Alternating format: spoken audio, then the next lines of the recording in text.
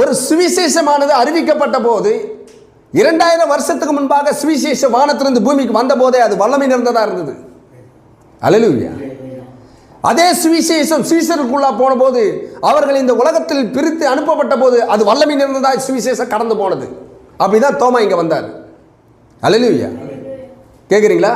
கேரளாவில் என்ன நடந்தது அவர் வந்தபோது, இதே தமிழ்நாட்டில் என்ன நடந்தது அந்த அவர் வந்தபோது என்பதெல்லாம் வரலாறு கூறு.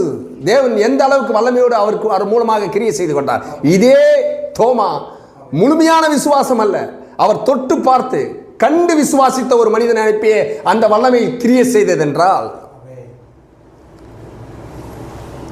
அல்லேலூயா. இன்னைக்கு ஒவ்வொரு வாரமும் தேவனுடைய வார்த்தை பிரசங்கிக்கப்படுகிறது. தேவனுடைய வார்த்தை எல்லாம் இங்கே கூட பிரசங்கப்படுகிறது. நான் இப்படியே பிரசங்க பண்ணிட்டே இருந்தேன், அது எனக்கு ஒரு உதாரண சோர்வை உண்டாக்குது. இந்த பிரசங்கமானது, இந்த வார்த்தையானது கேட்க வருகிறவர்கள் மாத்திரம்